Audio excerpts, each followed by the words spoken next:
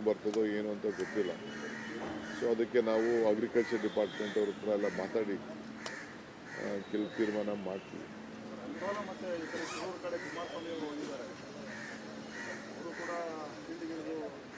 ಯಾವ ಫೀಲ್ಡ್ಗೆ ಇರ್ತಾರೆ? ಏನಾದ್ರು ಮಿಲಿಟ್ರಿ ಕರ್ಕೊಬಂದು ಓಪನ್ ಮಾಡಿಸಿದ್ರೆ ಅವ್ರು ಫೀಲ್ಡ್ಗೆ ಇಳಿದವ್ರೆ ಅಂತ ಹೇಳಬೇಕು. ಸುಮ್ಮನೆ ಒಬ್ಬೊಂದು ವಿಸಿಟ್ ಮಾಡಿದ ತಕ್ಷಣ ಆಗೋಯ್ತಾ? ವಿತಿನ್ 24 ಅವರ್ ಎಲ್ಲ 1 ಗಂಟೆಯಲ್ಲಿ ನಮ್ಮ ಕ್ಯಾಬಿನೆಟಿಂದ ನಮ್ಮ ಮಿನಿಸ್ಟ್ರನ್ನ ಓಡಿಸಿದೀವಿ ಅಲ್ಲಿಗೆ. ಯಾರನ್ನ? ಮೊಳಕಾಳು ವೈದ್ಯನ, ಕೃಷ್ಣ ಬೈರೇಗೌಡರು ಅವರೆಲ್ಲ ಏನೇನು ಅಟ್ಯಾಕ್ ಮಾಡಬೇಕು ಮಾಡಿದ್ದಾರೆ, ಅಟೆಂಡ್ ಮಾಡಬೇಕು ಮಾಡಿದ್ದಾರೆ, ವಿಡಿಯೋ ಕಾನ್ಫರೆನ್ಸ್ಗಳು ಮಾಡಿದ್ದಾರೆ, ಡಿ ಸಿಗಳಿಗೆ ಹೇಳಿದ್ದಾರೆ, ಎಲ್ಲ ಅಟೆಂಡ್ ಮಾಡಿದ್ದಾರೆ. ನಮ್ಮ ಸರ್ಕಾರ ಏನು ಮಾಡಬೇಕೋ ಮಾಡ್ತೇವೆ. ಅವರೇನಾದ್ರು ಇದನ್ನು ಮಿಲಿಟ್ರಿನ ಡೆಪ್ಲಾಯ್ ಮಾಡಿಸಿ ಮಿಲಿಟ್ರಿಯವ್ರ ಕೈಲಿ ಕೆಲಸ ಮಾಡಿಸಿದ್ರೆ ಹೇಳ್ಬೋದಾಯಿತು, ಕೇಂದ್ರ ಸರ್ಕಾರ ಭಾಳ ನಮಗೆ ಮುತುವರ್ಜಿ ವಹಿಸಿದೆ ಅಂತ. ಸೊ ನಮಗೇನು ಅದರಿಂದ ಏನು ಕಾಣೆ. ವಿಸಿಟ್ ಮಾಡ್ತಾರೆ, ಏನಾರು ಮಾಡ್ಕೊಳ್ಳಿ, ನಮ್ಗೆ ಯಾಕೆ ಅದಕ್ಕೆ ತಲೆ ಹಾಕಿ ಇಸ್ಕೋಬೇಕು ನಾವು? ಯಾರು ಹೋಗಲಿ, ಯಾರು ಬೇಡ ಅಂತವ್ರೆ, ನಾನು ಯಾಕ್ರಿ ಸ್ಟಾಪ್ ಮಾಡೋಕ್ಕೆ ಹೋಗಲಿ? ಅವ್ರ ಪಾರ್ಟಿ ಸಂಘಟನೆಗೆ ಪಾಪ ಅವರು ಬೇಡ ಅನ್ನೋಕ್ಕಾಗ್ತದೆ. ನಾನು ಮಾತಾಡೋಕ್ಕೆ ಈಗ ರಾಜಕಾರಣ ಬೇಡ, ಜನರ ಉಳಿಸೋದು ನೋಡೋಣ.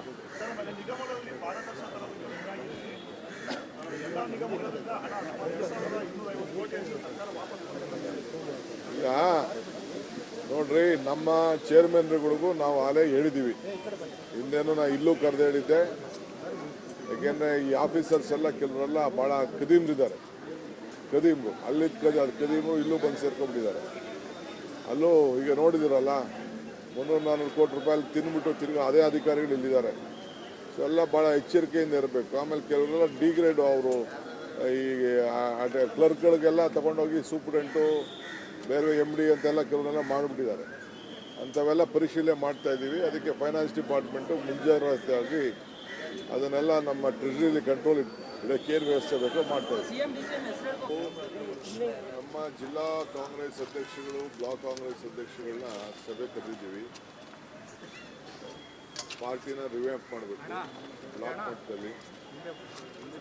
ಅವ್ರಿಗೆಲ್ಲ ಭಾಳ ವರ್ಷ ದುಡಿದಿದ್ದಾರೆ, ಅವ್ರಿಗೆ ಕೆಲವು ಸ್ಥಾನಮಾನಗಳನ್ನ ಕೊಡಬೇಕು, ಕೆಲವರು ಪ್ರಮೋಷನ್ ಕೊಡಬೇಕು, ಕೆಲವರಿಗೆ ಈಗಿಂದಲೇ ಕೆಲಸ ಕೊಡಬೇಕು.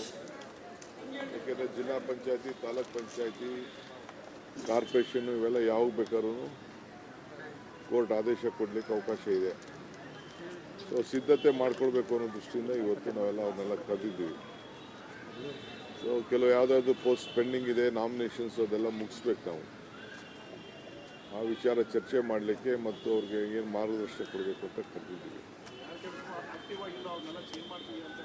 ಖಂಡಿತ ಯಾರು ಆ್ಯಕ್ಟಿವ್ ಆಗಿಲ್ಲ, ಮೊನ್ನೆ CLP ಸಭೆಯಲ್ಲೂ ಹೇಳಿದ್ದೀನಿ, ನೀವು ಪ್ರತ್ಯೇಕವಾದಂಥ ಸಭೆ ಮಾಡಬೇಕು, ಕಾಂಗ್ರೆಸ್ ಕಚೇರಿ ಸಪ್ರೇಟಾಗಿ ಇರಲೇಬೇಕು, MLAಗಳ ಮನೆಯಲ್ಲಿ ಸಭೆಗಳು ಮಾಡಬಾರ್ದು, MLA ಮನೆಯಲ್ಲಿ ಕಾರ್ಯಕರ್ತರನ್ನ ಜನನ ಭೇಟಿ ಮಾಡಿ ಸಭೆ ಮಾಡಬೇಕಾದ್ರೆ ಒಂದು ಪ್ರತ್ಯೇಕವಾದಂಥ ಜಾಗದಲ್ಲೇ ಸಭೆ ಮಾಡಬೇಕು ಅಂತ ಕೂಡ ಎಲ್ಲ ಶಾಸಕರಿಗೆಲ್ಲ ತಿಳಿಸಿದ್ದೀನಿ. ಸೊ ಮಂತ್ರಿಗಳು ಬಂದು ಈಗ ಅಸೆಂಬ್ಲಿ ಆದಮೇಲೆ ಅವರು ಬಂದು ಪ್ರತಿದಿನ ಇಬ್ಬಿಬ್ಬರು ಮಂತ್ರಿಗಳು ಬಂದು ಭೇಟಿ ಮಾಡೋಂಥ ಕೆಲಸ ಕೂಡ ಈಗ ಟೈಮ್ ಈಗ ಫಿಕ್ಸ್ ಆಗ್ತಾ ಇದೆ. ಎರಡನೇದು, ದೇವರ ಕೃಪೆಯಿಂದ ಮಳೆ ಚೆನ್ನಾಗಿ ಬಿದ್ದಿದೆ. ಸೊ ಇವತ್ತು ಇನ್ನೊಂದು 2-3 ದಿನದಲ್ಲಿ KRS ತುಂಬುತ್ತದೆ. ತಮಿಳುನಾಡಿಗೆ ಏನು ಕೋರ್ಟ್ ಆದೇಶ ಕೊಟ್ಟಿತ್ತು ಅದು ಪಾಲನೆ ಮಾಡೋಂಥ ಎಲ್ಲ ಸೂಚನೆಗಳು ತಮಗೆಲ್ಲ ಕಾಣ್ತಾ ಇದೆ. ಸೊ ಅದರಿಂದ ನಾವು ಮುಂಜಾಗ್ರತವಾಗಿ ಈಗ ನೀರು ಕೆಲವು ಜಾಗದಲ್ಲಿ ಬಿಡಲೇಬೇಕಾಗ್ತದೆ.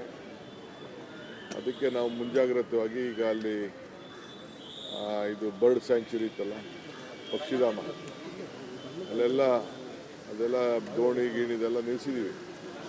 ನಾಳೆ ಹೆಚ್ಚು ಕಮ್ಮಿ ಆಗಬಾರ್ದು ಅನ್ನೋ ದೃಷ್ಟಿಯಿಂದ ಎಲ್ಲ ಕಂಪ್ನಿಗಳು ನಿಲ್ಲಿಸಿದ್ದೀವಿ.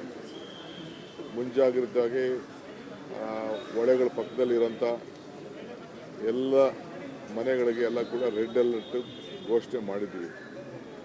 ಅದು ಕೂಡ ಆಗ್ತಾಯಿದೆ. ಸ್ವಲ್ಪ ಕಾರವಾರಲ್ಲಿ ನಮಗೆ ಇನ್ನೂ ಅಲ್ಲಿ ವಿಪರೀತ ಮಳೆ ಆಗ್ತಾಯಿದೆ, ಕೆಲಸಕ್ಕೆ ಭಾಳ ತೊಂದರೆ ಆಗ್ತಾಯಿದೆ. ಕೇರಳದಿಂದ ಒಬ್ಬ ಡ್ರೈವರು ವೆಹಿಕಲ್ ಸಮೇತ ಒಳಗಡೆ ತಗಲಾಕೊಂಡಿದ್ದಾನೆ. ಆಲೇ 85-90 ಗಂಟೆ ಆಗೋಗಿದೆ. ನಮಗಿನ್ನೂ ಟ್ರೇಸ್ ಮಾಡೋಕ್ಕಾಗಿಲ್ಲ, ಬಟ್ ಇನ್ಫಾರ್ಮೇಷನ್ನು ಬೇರೆ ಬೇರೆ ಥರ ಇದೆ.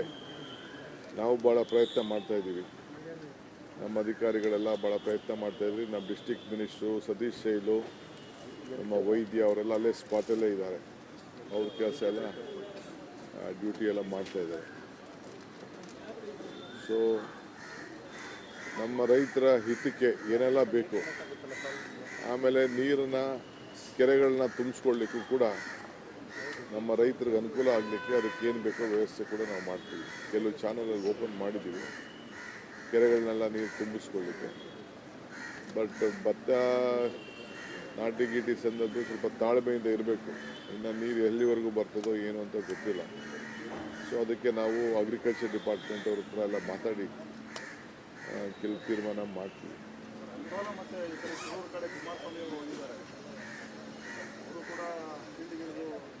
ಯಾವ ಫೀಲ್ಡ್ಗೆ ಇರ್ತಾರೆ?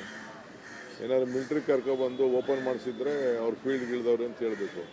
ಸುಮ್ಮನೆ ಒಬ್ಬೊಂದು ವಿಸಿಟ್ ಮಾಡಿದ ತಕ್ಷಣ ಆಗೋಯ್ತಾ? ವಿತಿನ್ 24 hours ಎಲ್ಲ ಒಂದೇ ಗಂಟೆಯಲ್ಲಿ ನಮ್ಮ ಕ್ಯಾಬಿನೆಟಿಂದ ನಮ್ಮ ಮಿನಿಸ್ಟ್ರನ್ನ ಓಡಿಸಿದ್ದೀವಿ ಅಲ್ಲಿಗೆ. ಯಾರನ್ನ? ಮೊಳಕಾಳು ವೈದ್ಯನ, ಕೃಷ್ಣ ಬೈರೇಗೌಡರು ಅವರೆಲ್ಲ ಏನೇನು ಅಟ್ಯಾಕ್ ಮಾಡಬೇಕು ಮಾಡಿದ್ದಾರೆ, ಅಟೆಂಡ್ ಮಾಡಬೇಕು ಮಾಡಿದ್ದಾರೆ, ವಿಡಿಯೋ ಕಾನ್ಫರೆನ್ಸ್ಗಳು ಮಾಡಿದ್ದಾರೆ, DC ಗಳಿಗೆ ಹೇಳಿದ್ದಾರೆ, ಎಲ್ಲ ಅಟೆಂಡ್ ಮಾಡಿದ್ದಾರೆ. ನಮ್ಮ ಸರ್ಕಾರ ಏನು ಮಾಡಬೇಕೋ ಮಾಡ್ತೇವೆ. ಅವರೇನಾದ್ರು ಇದನ್ನು ಮಿಲ್ಟ್ರಿನ ಡೆಪ್ಲಾಯ್ ಮಾಡಿಸಿ ಮಿಲ್ಟ್ರಿ ಅವ್ರ ಕೆಲಸ ಮಾಡಿಸಿದ್ರೆ ಹೇಳ್ಬೋದಾಯಿತು, ಕೇಂದ್ರ ಸರ್ಕಾರ ಭಾಳ ನಮಗೆ ಮುತುವರ್ಜಿ ವಹಿಸಿದೆ ಅಂತ. ಸೊ ನಮಗೇನು ಅದರಿಂದ ಏನು ಕಾಣೆ. ವಿಸಿಟ್ ಮಾಡ್ತಾರೆ, ಏನಾದ್ರು ಮಾಡ್ಕೊಳ್ಳಿ, ನಮ್ಗೆ ಯಾಕೆ ಅದಕ್ಕೆ ತಲೆ ಯಾಕೆ ಕೆಡ್ಸ್ಕೋಬೇಕು ನಾವು? ಯಾರು ಹೋಗಲಿ, ಯಾರು ಬೇಡ ಅಂತವ್ರೆ, ನಾನು ಯಾಕ್ರಿ ಸ್ಟಾಪ್ ಮಾಡೋಕ್ಕೆ ಹೋಗಲಿ? ಅವ್ರ ಪಾರ್ಟಿ ಸಂಘಟನೆಗೆ ಪಾಪ ಅವರು ಬೇಡ ಅನ್ನೋಕ್ಕಾಗ್ತದೆ. ನಾನು ಮಾತಾಡೋಕ್ಕೆ ಈಗ ರಾಜಕಾರಣ ಬೇಡ, ಜನರ ಉಳಿಸೋದು ನೋಡೋಣ.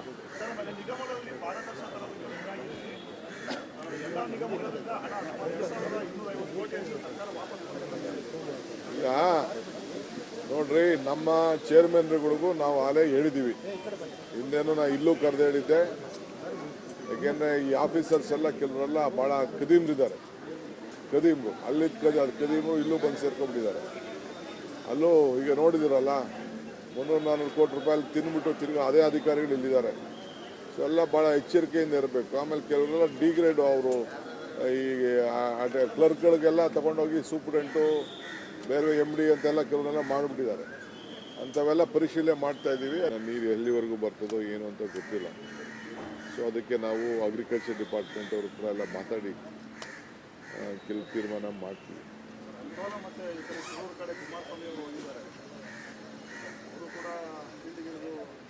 ಯಾವ ಫೀಲ್ಡ್ಗೆ ಇರ್ತಾರೆ? ಏನಾದ್ರು ಮಿಲ್ಟ್ರಿ ಕರ್ಕೊಬಂದು ಓಪನ್ ಮಾಡಿಸಿದ್ರೆ ಅವ್ರು ಫೀಲ್ಡ್ಗೆ ಇಳಿದವ್ರೆ ಅಂತ ಹೇಳಬೇಕು.